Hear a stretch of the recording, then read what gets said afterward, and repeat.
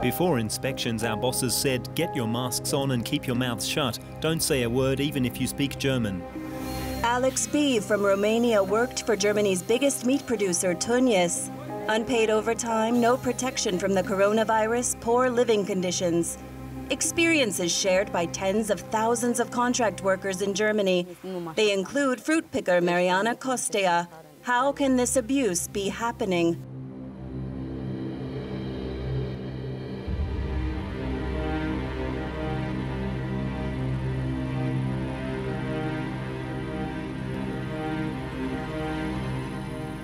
Alex B. is actually a pseudonym, and he does not want us to show his face. Still, he's braver than others. We asked dozens of workers in the German meat industry for an interview, but most of them declined for fear of losing their jobs. Alex B. knows what that's like. Until recently, he was working on a processing line at Tönnies. I quit because they were unfair to us over payment. They stiffed us on overtime. Instead of 8 hours with a 45-minute break, we worked 10 to 13 hours a day. After that, you're finished. Mentally, too. Alex says this is a matter of course in the meat industry. Workers are paid according to set targets of units produced, and that can barely be achieved in 8 hours. The system is intrinsically exploitative. And those who complain lose their jobs right away, says Alex B. He adds that other German labor standards aren't met either. We work in a damp, cold environment. The conveyor belt goes really fast and you break a sweat. Some workers got lung infections. Many were threatened that if they got sick one more time, they'd be fired. That's absurd. It says in the contract that you have the right to be written off sick. Now, Tönnies is being investigated for violating a law requiring employers to prevent the spread of infectious diseases. But Alex B.'s contract wasn't with the meat producer itself. He signed up to work for a subcontractor, an external company that takes on some of Tönnies' production. Most of the workers come from southeastern Europe. The terms of employment are dictated by the subcontractor, meaning that it ultimately has responsibility for the working conditions rather than the meat producer. The Tönnies location in Reda-Wiedenbrück became Germany's worst coronavirus hotspot in June 2020. Perhaps one reason is that workers stand shoulder to shoulder on production lines, and they live in overcrowded dormitories. No one told us that 10 to 12 people would be living together in a single apartment. Imagine an apartment with 2 bedrooms, with a living room that's also filled with bunk beds for sleeping. And it has 1 bathroom and a kitchen. The workers paid between 200 and 250 euros a month to live in an apartment that is cramped, filthy, and in some cases even moldy. And that during the coronavirus pandemic. We are shown similar photos by another native of Romania, Marius Hanganu. He works for the German Trade Union Confederation, the DGB advising contractual and seasonal workers from southeastern Europe. Many of them work for subcontractors. Hanganu says these companies are buying up houses to accommodate workers, and that's causing problems locally. In the German state of North Rhine-Westphalia, for example, subcontractors are buying so much real estate that the prices are being driven up. And now the people who live there can no longer afford to buy their own homes. And that's not the only reason the subcontracting system is being so hotly debated. But how does it actually work? In the meat industry, for example.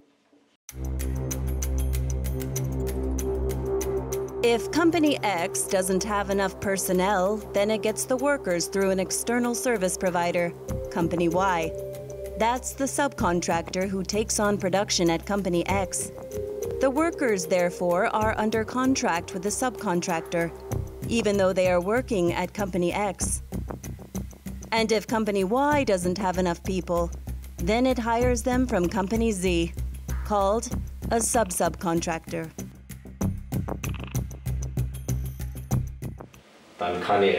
Then this worker can't complain directly. Instead, he's got to work it out with the subcontractor. That's when the main company says, "What happens down here is no longer my problem." These networks are often impenetrable and difficult to monitor. Nevertheless, in Germany, a social welfare state, shouldn't it be possible to check on how workers are housed and what their working conditions are like? Marius Hanganu says yes, in theory. The German customs and health authorities are responsible for that, yet things don't always go as they should at inspection time. He cites one example in Bavaria. Each of the 3 visits made by customs inspectors were announced ahead of time. It's curious that leaks like this could happen with the customs authorities, as if there's a mole there, giving the game away. And it's not just the one customs office in central Franconia. Instead, there's a whole level at which this information is being gathered. Are companies actually being warned on a large scale? That's a serious allegation. We ask at the Central Customs Authority if they know about such cases of announced inspections. Their response? We have no evidence of that. We travel to Romania. Most of the contractual and seasonal workers in Germany come from the poorest parts of this EU country. Many villages here are practically depopulated, as is Studenica in southern Romania.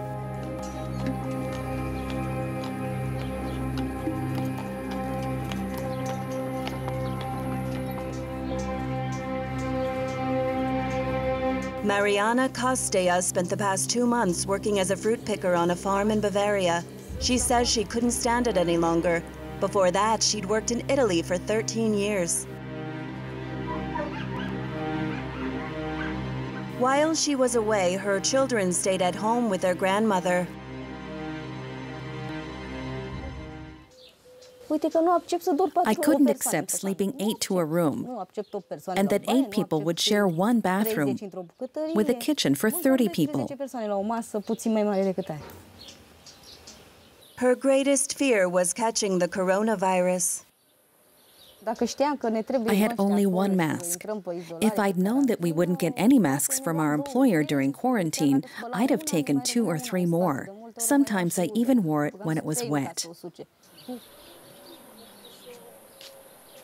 I was afraid to go to work in an 8-seat minibus, but with 14 or 15 people in it, some of them standing, a few on the floor, and some sitting on others' laps. Germany's COVID-19 protection rules should have applied to the Eastern European fruit pickers. In Germany, at the Bavarian farm where Mariana picked strawberries, we tried to get a look behind the scenes. We ask the farm operator, but he doesn't want to speak to us. He refused every request for an interview.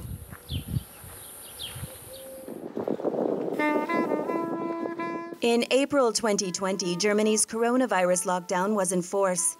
Streets were empty, the borders were closed, and planes were grounded. Nevertheless, Berlin and Bucharest agreed to make an exception to address the massive shortage of agricultural workers in Germany. Tens of thousands of harvest workers came aboard charter flights from Romania to Germany. Mariana was on one of them. Today, she regrets it. I went back home with almost no money, and I was sick. I had to pay more than 100 euros for a doctor and antibiotics.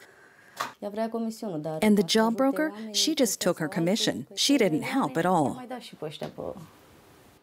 In Mariana's case, the broker wasn't a company, just a private individual. She charged 300 euros for Mariana's travel costs and 150 as a fee. That's a double violation of the law. Job brokers in Romania aren't allowed to charge commissions. To check this, we call a Romanian company with online offers of good jobs in German farming. We ask about one job and hear that it involves strawberry picking on the field or in greenhouses, and that the contract costs 100 euros. That is a fee, we're told.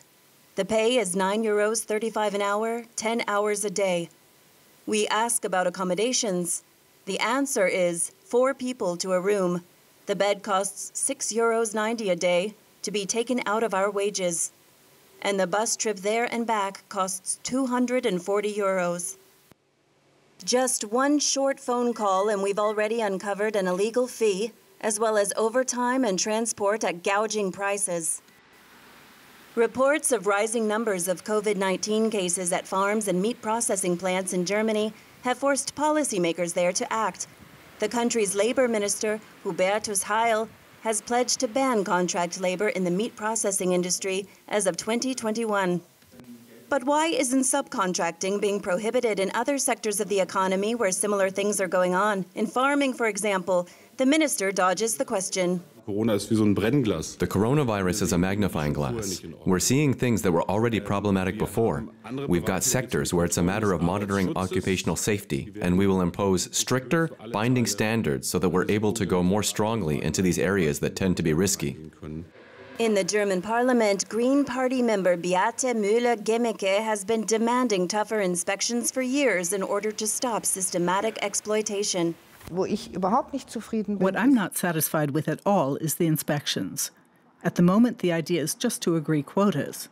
That's too little, because even if we ban subcontracts, it doesn't automatically mean that there are good working conditions at slaughterhouses. What we need is good monitoring. So the draft law doesn't go far enough for me. Mariana Costea didn't wait for the improvements. She's had enough of Germany and is looking for work in Italy again. I'll never go back to Germany. Not on vacation, not to visit, never. Meanwhile, Alex B. has found another job in Germany. He tells us he's willing to try again. If I have problems again and the contract isn't respected, then I'll go back home. What use is it to me if they just keep deducting money and I end up earning as little as I would in Romania? Alex B. wants to keep working in the German meat industry for the moment, but he's determined not to be exploited anymore.